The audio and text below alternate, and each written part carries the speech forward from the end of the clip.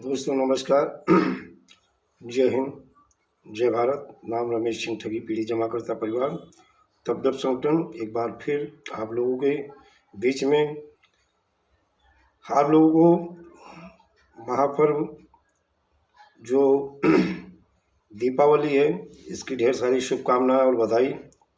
सारे ठगी पीढ़ी जमाकर्ता परिवार संगठन के जो भी हमारे पदाधिकारी हैं, संगठन के जो भी सदस्य हैं, सबको धन्यवाद और बधाई।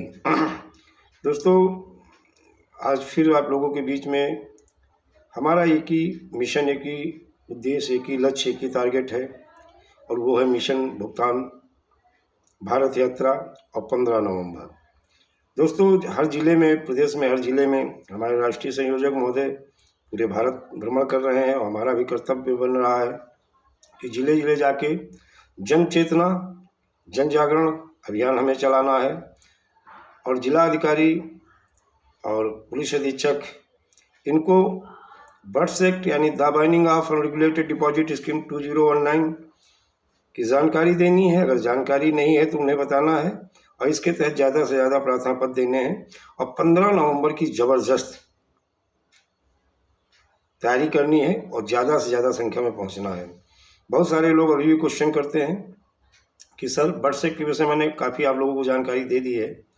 किसी एक्ट में सबसे बड़ी बात तो यह है कि कोई भी कार्यकर्ता हो, किसी कंपनी का हो, चाहे वो साई प्रकाश प्रॉपर्टी डेवलपमेंट लिमिटेड का हो, चाहे श्री राम का हो, चाहे राधा माधव का हो, चाहे कल्पतरु का हो, चाहे साइंस सिटी का हो, चाहे बाइक बोर्ड का हो, चाहे काची फिक्सर का हो, चाहे हमारा वाहन हमारी सवारी का हो, चाहे समृद्ध जीवन का हो, चाहे आरजी ग्रुप का हो, चाहे विश्वामित्र का हो या और अन्य कंपनी या क्रेडिट कोऑपरेटिव सोसाइटी जैसे अनंत निधि क्रेडिट कोऑपरेटिव सोसाइटी या Chambal Malwa credit cooperative society या आदर्श क्रेडिट कोऑपरेटिव सोसाइटी, किसी कंपनी का हो, किसी भी कार्यकर्ता को डरने की जरूरत नहीं। ये सबसे पहली बात तो आपको एक टाइम बाउंड में ये एक्ट आप लोगों को पैसा दिलाता है। नंबर 2, दूसरी बात यह है कि ये आपको सुरक्षा भी प्रदान करता है। हर पीड़ित कार्यकर्ता और जमाकर्ता को सुरक्षा भी प्रदान करता है। कुछ लोग इस एक्ट का विरोध कर रहे हैं, बुराई कर रहे हैं। पहली बात, बहुत सारे ऐसे लोग हैं जिन्हें इस एक्ट की जानकारी नहीं है, वो बुराई कर रहे हैं और कुछ ऐसे लोग हैं जो ठग, बेईमान, लुटेरों और मक्कारों से मिले हुए हैं। कुछ उनको पैसा मिल गया है जिसके लिए इस एक्ट की वो बुराई कर रहे हैं। कहीं ना कहीं देखा जाए कई ऐसे संगठन हैं जो इस एक्ट की बुराई कर रहे हैं, तो कारण है उन्हें कहीं ना कहीं देखा जाए ठगों द्वारा उन्हें पैसा दे दिया गया है। जब भी हमारा प्रोग्राम 31 जुलाई सन 2022 को हुआ तब उन लोगों ने डेट रख दी। आज फिर देखा जाए 15 नवंबर को हमारे यहाँ जैसे डेट क्लियर हुई, मिशन भुगतान भारत यात्रा सत्याग्रह की 15 नवंबर जो है दिल्ली जंतर मंतर यानी पार्लियामेंट का घेराव करने का, फिर उन्होंने 15 तारीख डेट रख दी। इसके पीछे मात्र एक उद्देश्य है कि भ्रम फैला रहे हैं आप लोगों को। वो कभी नहीं चाहते, क्योंकि ठग नहीं चाहते हैं आप लोगों को पैसा देना पड़े, और ठगों के साथ कुछ ऐसे संगठन हैं जो मिले हुए हैं, उनसे उनको पैसा मिल गया है और वो आपके इस मिशन भुगतान को विफल करना चाहते हैं। लेकिन आप लोग समझदार हो, इतना तो जानते हो, हित अहित अपना समझते हो कि वो लोग आपको गुमराह कर रहे हैं, भ्रम में फैला रहे हैं। चाहे सहारा इंडिया हो या पल्स हो या किसी कंपनी के लोग ऐसे हैं, अगर घर में बैठे हैं सोच रहे हैं कि सेबी पैसा दे देगी, ये पैसा दे देंगे, वो पैसा देगी, कोई लिक्विडेटर देगा, कोई लोढ़ा कमेटी दे देगी, इन सारे लोगों ने हाथ खड़े कर दिए हैं। अब मात्र आपके पास विकल्प एक ही बचा है, वो है बर्ड्स एक्ट अनियमित जमा योजना पाबंदी कानून सन 2019 जो आपको पैसा दिला सकता है। और जो लोग भ्रम फैला रहे हैं वो कहीं ना कहीं ठगों से मिले हुए हैं, उनको मोटा पैसा मिल गया है और आपका वो नहीं चाहते, आपका हित नहीं चाहते हैं। इसके बाद उन्होंने कई बार देखिए इस तरह की कोशिश की और आपके जो इस एक्ट का विरोध करते रहे, आपका जो है मतलब मिशन भुगतान भारत यात्रा सफल न हो, इसके लिए वो जो है भ्रम फैलाते रहे।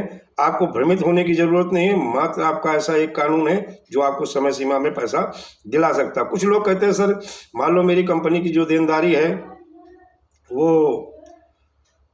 500 करोड़ है या 600 करोड़ है, अब कंपनी के पास जो प्रॉपर्टी है वो 300 करोड़ की है, उनको पैसा कहाँ से मिलेगा, मान लो बाकी पैसा कहाँ से आएगा। तो सर इसकी टेंशन आप न लीजिए, इन कंपनियों को लाइसेंस सरकार ने दिया था इन कंपनियों के अकाउंट से लेकर प्रॉपर्टी तक सरकार ने फ्रीज की है, और इन कंपनियों की कुछ प्रॉपर्टी बिक के या जो इनके अकाउंट में पैसा था वो गवर्नमेंट के किसी न किसी अथॉरिटी के पास है, वो तो रिलीज ही होगा।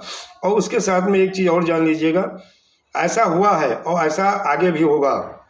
मतलब देखा जाए कि हमारा अपना मानना भी है और ये जानते भी हैं कि चाहे वो एक प्रकार से देखा जाए कि 20 करोड़ हमारे देश में ठगी पीड़ित जमा करता है, और इसे देखा जाए एक प्रकार से गिरोहबंद तरीके से इन महाठग बेईमानों ने योजनाबद्ध तरीके से इनको टारगेट बनाया और इन्हें ठगा है।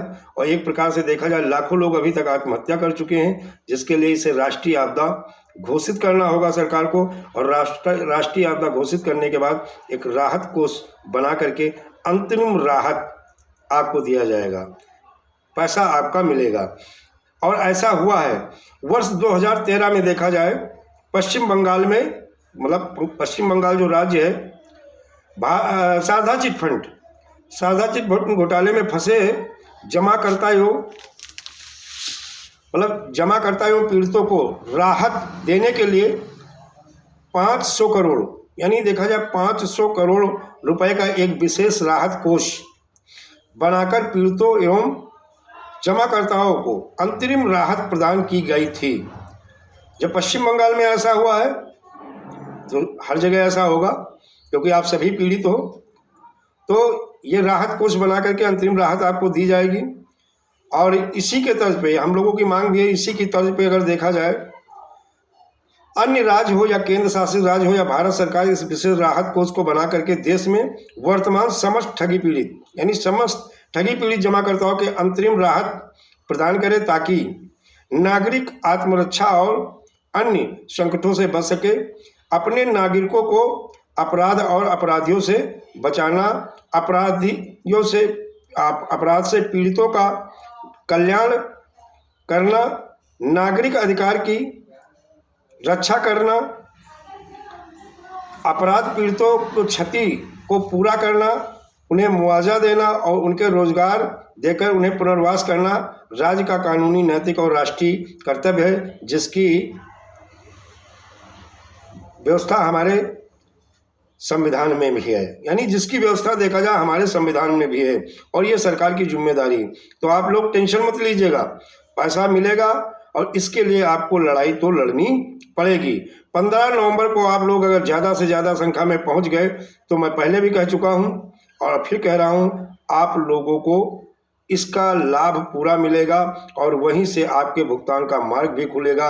और जो हमारे संगठन द्वारा मांग की गई है, ये मांग भी सरकार को मांगनी, और ये हमारे संविधान में है, विधि सम्मत तरीका है। हम कोई ऐसी डिमांड नहीं कर रहे हैं और या ऐसा नहीं कर रहे हैं जो कभी हुआ नहीं है। ऐसा पश्चिम बंगाल में हो चुका है, इसलिए आप लोगों को घबराने की, डरने की ज़रूरत नहीं है कि 600 करोड़ की देनदारी है और 300 करोड़ की प्रॉपर्टी है, तो आपको परेशान होने की ज़रूरत नहीं है। ये सरकार की जिम्मेदारी है, आप सबका भुगतान होगा। दोस्तों, ये जो त्यौहार है, जो ये पर्व है, इसे हंसी खुशी से मनाएं, लेकिन दोस्तों एक चीज़ जरूर ध्यान रखें, जो जनहित में है, कल्याण हित में है, समाज हित में है, राष्ट्र हित में है, आप पटाखों का उपयोग ना करें। अगर बहुत करने की इच्छा तो बहुत कम करें, जिससे प्रदूषण फैलता है। हमारे समाज, हमारे देश, हमारे राष्ट्र में बहुत सारी दिक्कतें प्रदूषण से होती हैं। तो जो मतलब त्यौहार है दीपावली, ये दीपों का त्यौहार है, उसे हर्ष उल्लास के साथ मनाइएगा, लेकिन कोशिश करिएगा पटाखे न जला करके हम लोग बड़ी शांति से इस त्यौहार को मनाएं। और मनाने के बाद में अपने देश को, अपने आसपास, अपने समाज को सुरक्षित रखें, गंदगी ना फैलाएं। दोस्तों, जय हिंद, जय भारत, वंदे मातरम।